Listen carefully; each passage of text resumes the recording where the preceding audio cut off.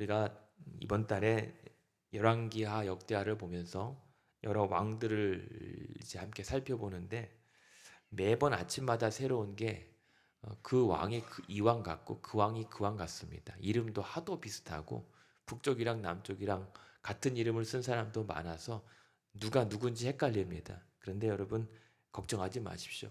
그냥 이름도 고만고만한데 그냥 왕들도 다 고만고만합니다.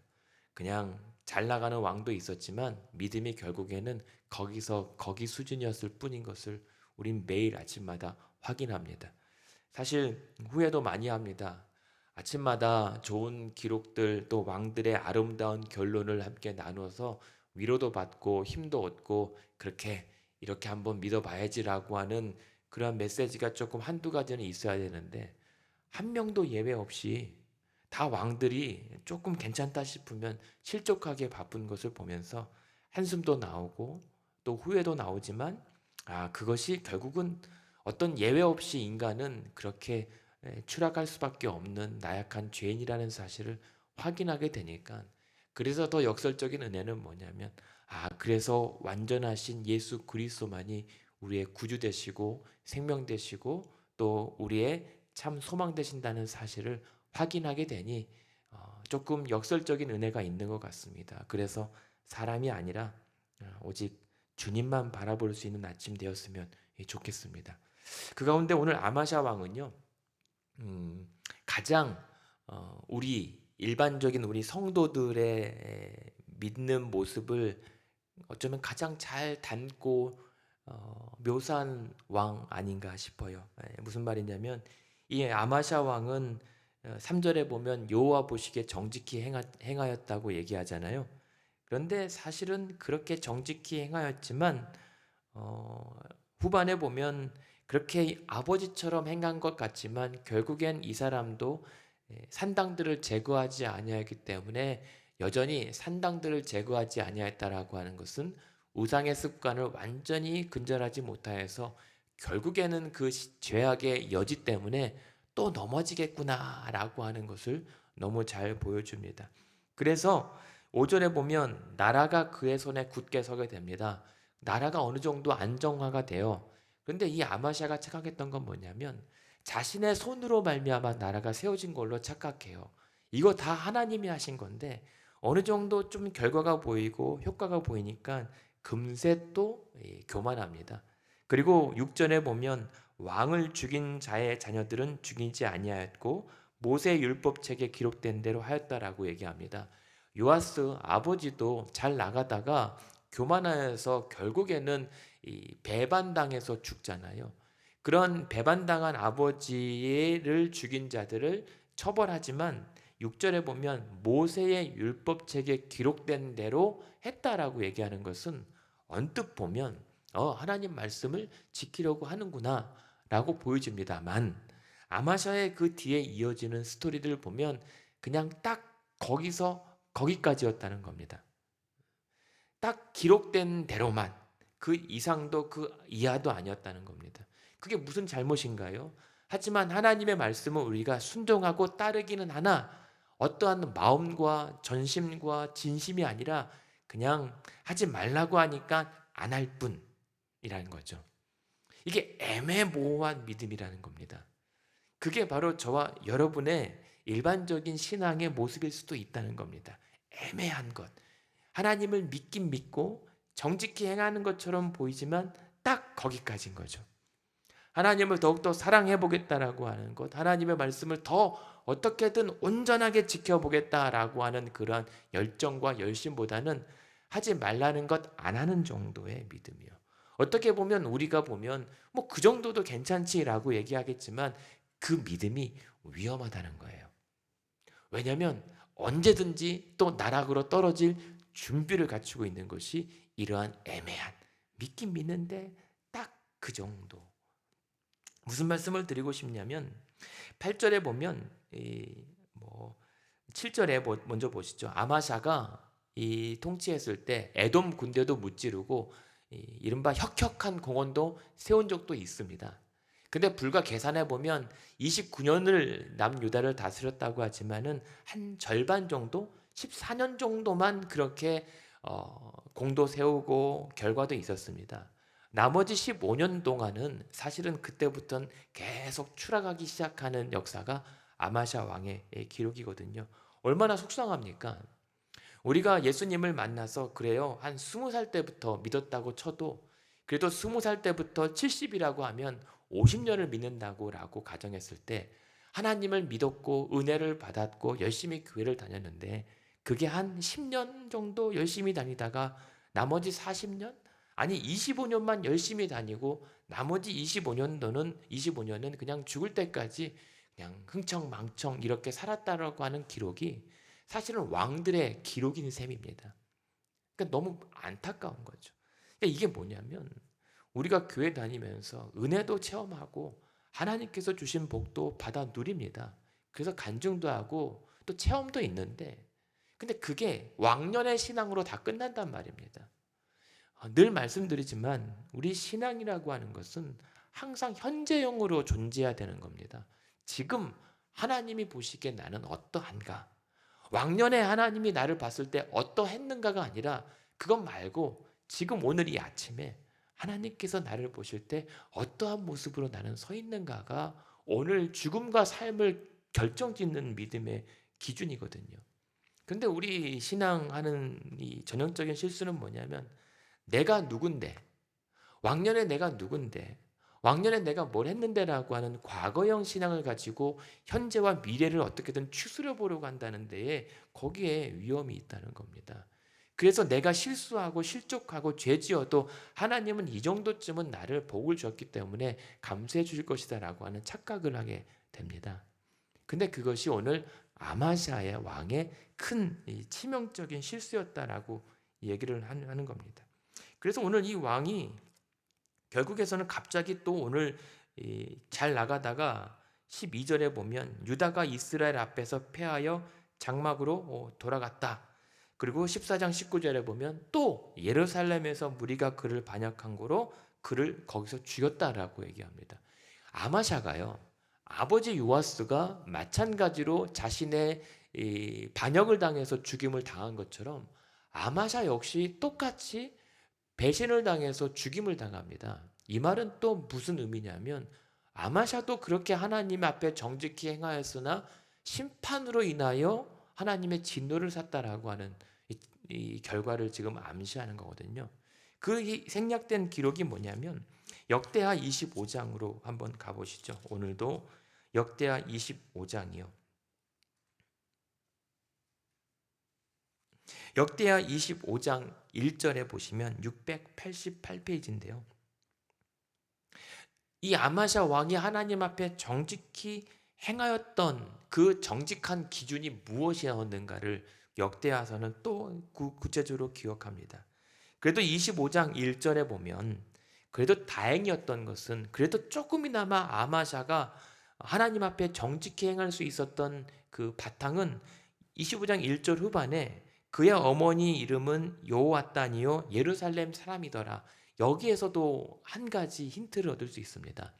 그러니 하나님 앞에 악을 행하기 시작했던 왕들의 어머니 대부분은 이방의 어머니예요. 근데 그래도 좀 하나님 앞에 정직히 행하였다라고 하는 이 기록의 이 사람의 배후에는 그래도 적어도 이스라엘 출신의 어머니들이 하나님을 경배하는 그런 신앙에 조금 그 유산이 있었기 때문에 조금 한번 미천은 있었던 셈입니다. 그러니까 오늘날에 비유하면 모태 신앙인 거예요. 그래서 모태 신앙들이 그래도 교회나 신앙생활에 익숙함이나 또 이렇게 적응하는 데에서는 어느 정도 도움이 되고 잘합니다. 근데 우리가 착각해서는 안 되는 것이 어머니의 신앙이 내 신앙이 아니라는 겁니다. 3대, 4대 믿음의 집안이건 그것이 목사 집안이건 예외 없이 그 부모의 신앙이 나의 믿음이 되기까지는 각자의 몫이 있다는 거죠. 그러니까 우리가 항상 어머니가 기도하는 사람이라고 내가 기도하는 사람은 아닌 겁니다. 대신 어느 정도 효과는 있겠죠. 본 게 있으니까. 아마샤 왕도 마찬가지입니다. 그 덕분에 25장 2절에 보면 여호와 보시기에 정직하게 행하였습니다. 근데 단서가 있습니다. 그러나 온전한 마음으로 행하진 않았다는 겁니다. 이게 나쁘진 않잖아요. 잘 믿었던데 온전하지 못한 거 우리도 다 온전하지 못한데, 근데 이 여지가 결국에는 큰 패착으로 이어지는 겁니다. 어제 우리가 보았던 것처럼 요아스가 하나님 앞에 정직히 행하였던 전제가 뭐였죠? 요야다가 살아있는 동안, 하나님의 교훈을 받는 동안이라고 하는 전제를 벗어나는 순간 얼마나 끔찍한 죄악으로 치달을 수 있는지, 그가 아달랴인지 요아스인지 분간이 안 갈 정도의 죄인이 된다라는 사실을 확인합니다. 그렇다면 우리는 25장 2절에 그가 하나님 보시기에 정직히 행하였지만 온전하지는 못했다라고 하는 이 온전지 못함에 얼마나 또 비참한 결과가 뒤따르는지를 우리는 보게 되는 거예요. 4절에 보면 마찬가지로 율법에 기록된 대로 행하였습니다. 근데 이 행하였다라는 것이 서두에 말씀드렸던 것처럼 딱 그만큼만 믿었다라고 하는 그 증거가 25장 6절에 이제 이 아마샤가 전쟁을 치르게 됩니다. 근데 전쟁에 치르려고 군대 30만 명을 얻게 됩니다. 근데 군대 30만 명을 모집하는데 6절에 보면 어마어마한 은 100달란트로 이스라엘 나라에서 싸움은 잘하는 큰 용사 10만 명을 추가로 사게 됩니다. 용사를 사게 돼요. 근데 이게 어쩌면 싸움의 전쟁에서 이기기 위한 지혜일 수 있으나 하나님 보시기에는 7절에 보면 하나님의 사람을 통해서 이 이스라엘 사람들을 데리고 가지 마십시오 라고 얘기합니다. 이것은 왜 그러냐면 하나님의 백성들로만은 부족감을 느끼기 때문에 북이스라엘, 그 동족이지만 우상 하나님을 저버린 그 나라에 싸움만 잘하면 된다는 겁니다. 싸움만 잘하면 10만 명이든 돈이라도 어떻게든 꿔서라도 데려와서 이기는 것이 아마샤의 목적이었다는 겁니다. 그래서 하나님께서 그것을 막으신 겁니다. 하나님이 이 아마샤 왕을 그래도 많이 사랑하셨다는 증거는 계속 위기 때마다 찾아오세요. 사람을 보내세요. 선지자를 통해서 말리세요. 근데 그 말을 들을 때까지는 괜찮아요. 그러니까는 우린 넘어져요. 우리는 온전치 못하기 때문에 실수합니다. 근데 실수한 데에서 그래서 우리가 괜찮을 수 있는 것은 그때마다 하나님께서 우리에서 책망을 하시거나 하나님의 말씀으로 훈계했을 때 귀담아 들을 때란 말입니다. 근데 그것이 위험해지는 게 언제냐면 어제 요아스 왕도 마찬가지잖아요. 하나님의 말씀을 들을 때는 그렇게 훌륭한 왕이었던 그가 막판에 자신이 교만하여서 심지어 요야다의 아들, 선지자들의 말도 안 듣고 자신의 생명의 은인이었던 그의 아들 스가랴의 말도 듣기 싫어서 아예 쳐 죽여버렸던 사람이 요아스였고 성도였단 말입니다. 오늘 아마샤 왕도 그래요. 지금 이 순간까지는 하나님께서 하나님의 사람을 보내서 그것은 하나님께서 함께 하지 않는 일이다 라고 경고하거든요. 그래서 8절에 보면 하나님이 이렇게 아마샤에게 얘기합니다. 만일 가시거든 우리끼리 이 유다 사람들끼리 힘써 싸우시라. 왜냐하면 하나님이 왕을 적군 앞에 쓰러뜨리시는 분 아니냐. 하나님은 능히 돕기도 하고 능히 패하기도 하시기 때문에 왕이시여 하나님만 의지하십시오. 이 말입니다. 아마샤 왕이 하나님을 믿었지만 온전히 믿지 못했다는 것은 어디에 있습니까? 하나님께 의지하는 척하면서 은 10만 달란트로 군대 용사 10만 명을 따로 매수한 겁니다. 하나님은 이 아마샤의 그런 불완전한 것을 아예 차단해버립니다. 나만 봐라. 나만 신뢰해보라. 내가 능히 이기게 하는 자 아니냐. 믿어보라는 겁니다. 그러니까 얼마나 하나님께서 아마샤를 그래도 위하십니까? 그런데 이 아마샤가 9절에 보면 이런 고백을 합니다. 그러면 우리는 알겠습니다. 하나님 내가 하나님만 신뢰했어야 되는데 죄송합니다라고 해야 되잖아요. 9절에 보시면 아마샤가 하나님의 사람에게 이르되 아니 그러면 내가 이 100달란트를 이스라엘 군대에게 주었으니 어떻게 하면 좋겠습니까? 무슨 말입니까? 돈 걱정하는 겁니다. 당연하죠. 돈 걱정해야 되죠. 이게 100달란트가 결국 작은 돈이 아닙니다. 오늘날에 비하면 한 몇십억 정도는 되겠죠. 근데 그러한 이 돈 때문에 그리고 기껏 불러다 모은 이 군사들이 또 화를 낼까봐 그게 걱정인 겁니다. 어쩔 수 없습니다. 이것은 하나님이 자초한 게 아니라 본인이 하나님을 신뢰하지 못했기 때문에 감당해야 될 몫이었던 겁니다. 그러나 다행히도 이 아마샤 왕이 아직은 괜찮아요. 그래서 사람들의 동요보다 하나님의 진노를 더 두려워했기 때문에 순종하여 돌려보냅니다. 그것이 어쩌면 우리의 현실적인 고민이에요. 때로는 우리가 하나님을 믿고 했던 일들이라 할지라도 우리의 실수와 우리의 부족함 때문에 치러야 될 대가들이 있습니다. 희생도 있고 손해도 있습니다. 근데 중요한 것은 그 손해를 만회하기 위하여 하나님의 손을 뿌리치는 게 아니라 손해를 감수하고서라도 그것이 하나님께서 함께 하시는 길이라면 어쩌면 그렇게 눈물로서라도 감수해야 되는 것이 아마샤의 선택이었고 오늘 우리의 선택일 수도 있다는 겁니다. 근데 그 가운데 우리가 믿어야 했고 하나님의 손을 붙잡아야 될 이유는 무엇입니까? 하나님이 적군들을 쓰러뜨리고 능히 우리를 도우실 수 있는 분이다라는 사실을 믿기 때문에 해볼 수 있는 겁니다. 그런 믿음의 용기가 이 아침에 기도하는 우리 가운데 부어졌으면 좋겠습니다. 현실에서 당해야 될 고난과 손해와 여러 가지 희생들이 아까워서 하나님의 손을 뿌리치는 어리석음이 우리에게는 있어서는 안 될 것입니다. 근데 은연중에 많이 그래요. 사람 관계 때문에, 이해 관계 때문에, 어떤 물리적이고 물질적인 손해 때문에 하나님을 외면할 때가 있단 말입니다. 그러니 이 아마샤의 고민은 오늘 우리의 고민인 거예요. 그래도 불구하고 11절에 이게 뭔지 아십니까? 어차피 이왕 손해를 감수하기로 했고 이제 올인한 겁니다. 하나님의 말을 듣기로 했을 때는 이제는 뒤에 돌아볼 곳이 없이 뭐가 생깁니까? 11절에 담력을 생깁니다. 이제 아마샤에게는 돌아갈 구멍이 없거든요. 이제 하나님만 바라보고 싸우는 것밖에 남지 않습니다.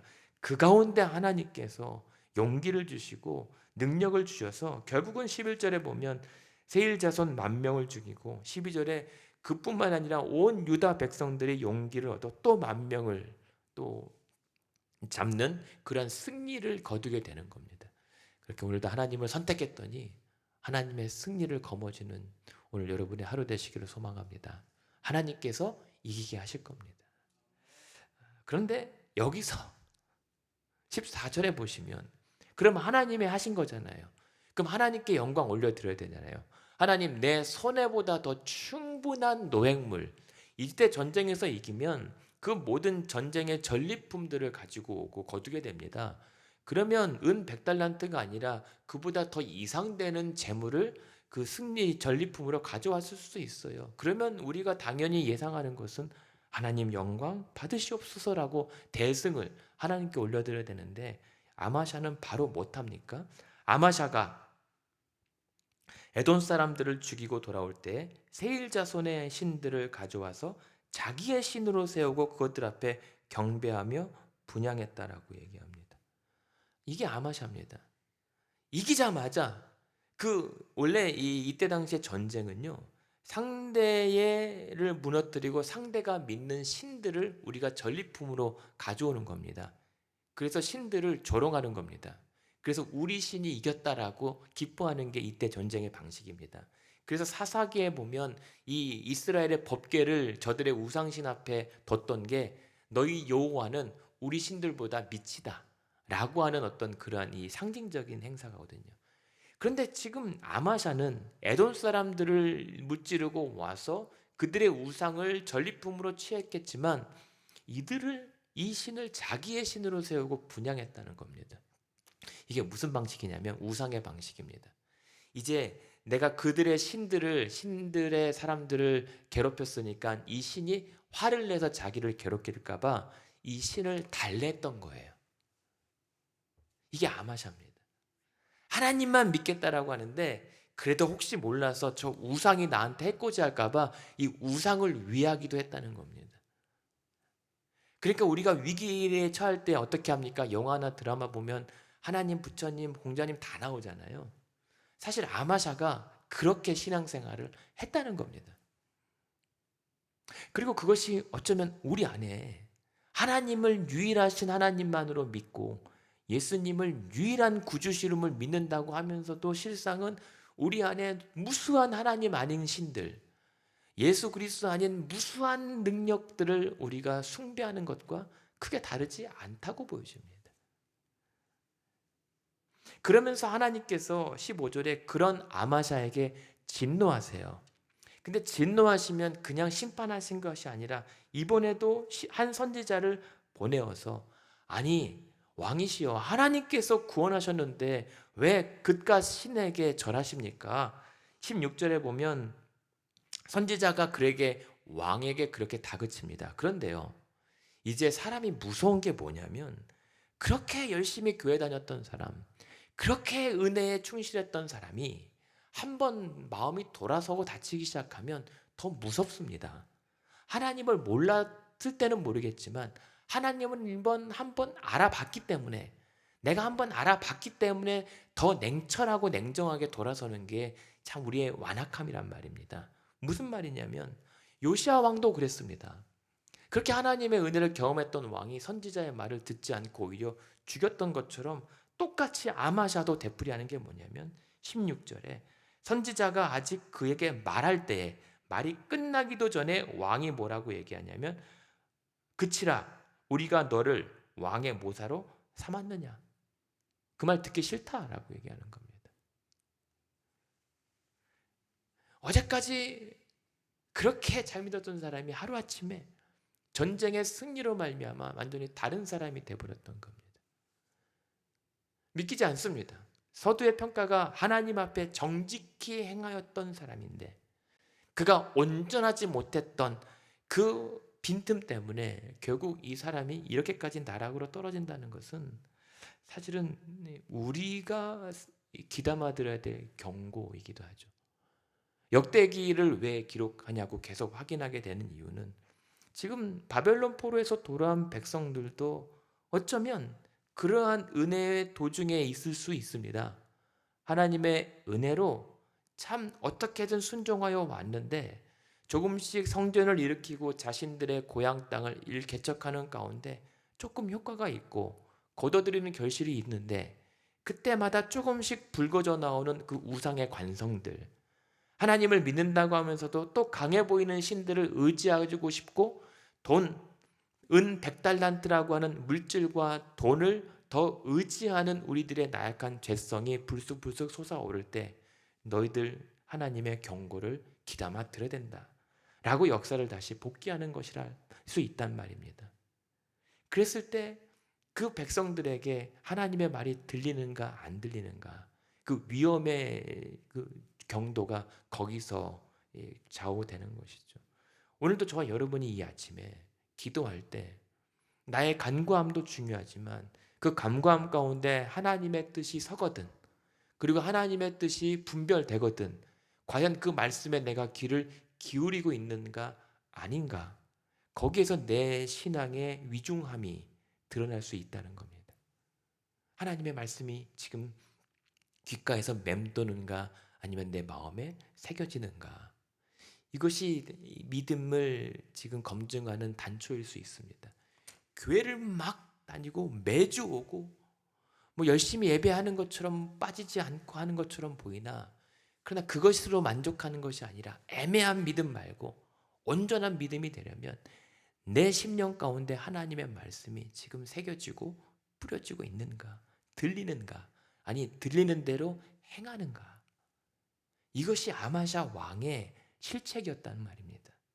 결국은 16절 후반에 보면 하나님이 선지자를 통해서 이를 어떻게든 회유하려고 했었지만 말을 듣지 않아서 16절 후반에 보면 하나님이 왕을 멸하시기로 작정하게 됩니다. 이렇게 회개하지 않고 돌아서는 왕을 그냥 내버려 둘 수가 없습니다. 그러나 하나님은 이 아마샤 왕을 심판한다고 했을 때 저는 결코 하나님이 즐거워하지 않는다, 어디 한번 맛 좀 봐라라고 통쾌해하지 않는다라고 저는 생각을 합니다. 그렇게 사랑하는 나라와 백성과 왕을 어떻게든 회복하려고 애타게 불렀고 회유했던 그 하나님이 죄를 벌하실 수밖에 없었던 하나님의 고통, 이것이 열왕기의 계속 내내 흐르는 하나님의 애타는 심경처럼 들립니다. 그런 가운데 그것도 모르고 이 아마샤는 이제 17절이죠. 17절에 보면 요아스에게 사신을 보내어서 오라 우리가 대면하자라고 얘기합니다. 이 말은 이제 막판까지 간 겁니다. 아마샤가 이제 에돔도 무찔렀고 이제 하나님께서 경고를 했으나 그래서 딱히 자기에게 내리는 진노의 심판도 없어 보입니다. 이 말은 무슨 말인 줄 아십니까? 괜찮아 한다는 거예요. 하나님께서 잠자코 두고 보고 있으니까 괜찮은 줄 알고 착각한단 말입니다. 그래서 이제 북쪽 이스라엘에게 전쟁을 겁니다. 내가 너희들 이참에 이 기세를 몰아서 한번 싸워서 이겨보겠다라고 얘기하죠. 그때 18절에 보면 이스라엘 왕 요아스가 비웃습니다.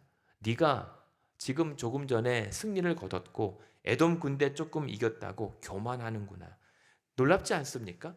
지금 하나님이 세운 왕이 그것을 깨닫지 못하고 어쩌면 하나님의 대적이라고 하는 왕이 당신 지금 교만한 거야. 교만에 빠졌다라고 지적하고 있다라고 하는 게 역설입니다. 교회가 세상을 향하여 하나님의 심판과 혹은 하나님 앞에 겸손하라고 책망하거나 선언해야 되는데 오히려 세상이 오늘날 교회를 향해서 너희 교만한 거야 라고 지금 비판하고 있는 형국이라는 말입니다. 너무 안타깝죠. 그런데 20절에 보면 그럼에도 불구하고 아마샤가 듣지 않습니다. 왜 그럴까요?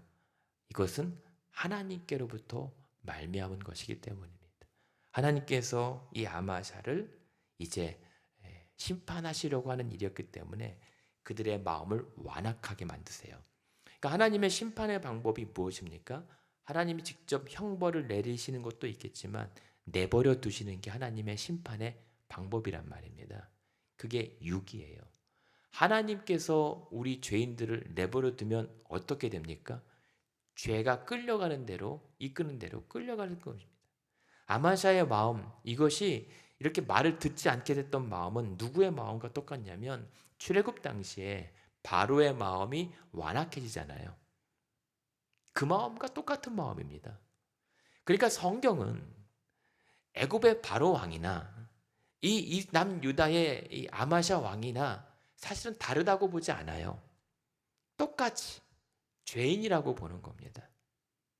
똑같이 죄로 하나님께서 내버려 두시면 죄의 그 완악함 가운데 이끌려갈 수밖에 없는 것이 우리 인간이라고 하는 겁니다.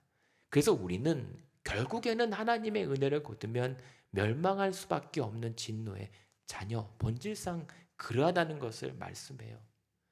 그러나 이 우리가 괜찮을 수 있는 이유는 그러나 그러한 죄 가운데 치우치는 것을 내버려 두지 아니하시는 하나님의 은혜, 하나님의 붙잡으심이 있기 때문에 우리가 그래도 살 수가 있는 겁니다.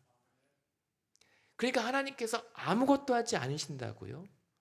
오늘 우리를 계속 하나님께서 책망하고 하나님의 말씀으로 훈계한다면 그것이 하나님께서 우리를 지금 살리고 계시다라고 하는 하나님의 열심의 증거란 말입니다. 기도하다가 우리가 신앙생활하다가 말씀을 대면할 때 불편하거든, 우리의 죄성을 거스르거든, 하나님께서 나를 붙잡으시는구나 라고 하는 사실을 우리는 알아야 합니다. 근데 그 아마샤 왕은 그러지 못하고 결국에는 패하고요. 22절에 이스라엘 앞에서 패하고 23절에 보면 포로로 사로잡힙니다. 그리고 24절에 보면 오벳 에돔이 지켰던 모든 성전의 금은과 그 모든 재물들을 다 빼앗깁니다. 이게 하나님의 심판입니다. 그럼에도 불구하고 하나님의 은혜가 뭐냐면 25절의 후반에 보면 그래도 죽지 않고 15년간을 생존합니다. 그러니까 29년 다스렸으니까 15년 생존했으면 14년 동안 조금 하나님의 은혜 맛보다가 그 후반부터는 거의 그냥 힘들었다는 거죠. 그리고 그 결과 27절에 보면 아마샤가 돌아서서 여호와를 버림으로부터 무리가 그를 반역하여 또 비참한 결론에 이르게 되었다는 겁니다. 이 말은 그렇게 생존해서 왔지만 어쩌면 이게 모호합니다. 성경학자들의 주장은. 지금 이렇게 봤을 때 그렇게 포로로 잡혔다가 생존해 왔는데 여호와를 버림으로부터 무리가 그를 반역했다라고 하는 것은 어쩌면 그때도 정신을 못 차렸다는 것으로 볼 수도 있습니다. 그래서 우리가 확인하게 되는 씁쓸한 건 뭐냐면 아버지나 아들이나 똑같은 죽음을 맞이하게 되고, 아버지도 정말 그 할머니의 극악한 위기, 죽음의 위기 속에서 기적적으로 살아난 요아스 왕이 말년에 그렇게 하나님 앞에 비참하게 심판을 받았던 왕처럼, 이 아마샤 아들도 그렇게 하나님이 극적으로 생존하게 돌아왔다면 그 은혜 때문에라도 염치가 있다면 하나님을 버려서는 안 되잖아요. 근데 그러지 않았다는 겁니다. 이대로라면. 그래서 오늘 저와 여러분이 기도해야 하면서 우리 스스로를 하나님 앞에 정말 겸비하게, 겸손하게 들여다봐야 되는 것은 내 믿음 괜찮은가 이거예요. 내 이 믿음이 평생 갈 수 있을 것이라고 보장하는가? 혹시 내가 하나님의 교회는 열심히 다니고 은혜도 체험한 것 같다라고 하는 기억과 왕년의 신앙으로 신앙을 지금 버티고 있다면 나도 아마샤나 요시아처럼 실족할 수 있다는 그 위험성은 더 큰 겁니다. 예전에 하나님이 나를 어떻게 살렸는데, 나를 여태껏 어떻게 살게 하셨는데 라고 하는 그 하셨는데가 아니라 지금 하나님이 나를 어떻게 하고 계시는가에 대한 증언과 증거가 없다면 어쩌면 내 믿음은 위험하다고 할 수도 있단 말입니다. 그래서 결론은 그겁니다. 아마샤를 오늘 교인들의, 이 성도들의 신앙에 대입하면 그냥 교회를 다니고 그 교회 문화와 전통에 익숙해진 사람의 전형일 수 있습니다. 그랬을 때 그러한 성도는 언제든지 실족할 수 있는 여지가 있다는 겁니다. 그것이 나쁜 건 아니죠. 초신자들이나 우리가 신앙생활하면서 반복되는 그런 모습들은 그냥 우리의 유약함, 연약함일 수 있지만 거기서 만족할 것이 아니라, 그래서 우리가 오늘 힘써야 될 것은 애매한 믿음이 아니라 온전한 회심이라는 겁니다. 하나님이 정말 나의 유일한 하나님이 되시는 것. 그래서 나를 오늘도 죽지 않도록 붙잡으시기 위하여 나를 위하여 보내신 예수 그리스도의 십자가의 은혜를 내가 앙망하는가? 그 십자가의 은혜로 나는 사로잡혀 있는가? 나는 그 은혜에 꽁꽁 묶여서 죽음의 절벽으로 떨어질 때 나를 계속 그 은혜가 나를 붙잡아 일으키고 있는가? 이러한 예수 그리스도를 나의 유일한 구주로 고백하는 그 사상, 그 믿음이 우리를 온전한 믿음으로 조금씩 조금씩 이끌어 준단 말입니다. 교회 다니는 것으로 만족하면 안 됩니다. 직분 받은 걸로 만족하면 안 되고, 심지어 목사도 목사라고 하는 타이틀로 인해서 안주하면 선지자의 말도 듣지 않고 요의 말씀도 듣지 않고 자신을 책망하는 하나님의 말씀조차 거부하는 비극이 일어난단 말입니다. 그래서 두렵다는 겁니다. 그래서 오늘 여러분, 우리가 하나님께서 우리에게 주신 제한이 있습니다.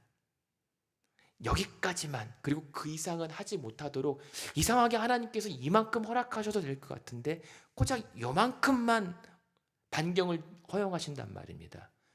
그것이 은혜인 겁니다. 때로는 답답하고 더 하나님께서 복을 주실 것 같지만 오히려 나를 제한하신 은혜로 말미암아 그것이 진짜 사는 길일 수 있다는 사실을 우리는 알아야 합니다. 그게 하나님의 인도하심일 수 있습니다. 우리가 복을 구할 때 하나님의 광활한 그런 스케일 따라 가지 못하고 오히려 나를 답답하게 올가맬지라도 어쩌면 그것이 하나님께서 보시기에 그것이 살 길이라면 나를 계속 제한하실 수 있다는 것, 그것을 은혜임을 깨달을 수 있는 그런 아침 되었으면 좋겠습니다. 그래서 오늘도 이 아침에 기도할 것은 나를 오늘도 붙잡아 주시는 은혜를 거두지 마시옵고 하나님의 살 길로 나를 계속 잡아 이끌어 주시옵소서. 나를 제한시켜서 하나님의 뜻 안에 나를 가두어 나를 온전한 믿음의 성도로 살게 하여 주시옵소서. 기도하는 아침 되기를 우리 예수님의 이름으로 축원합니다.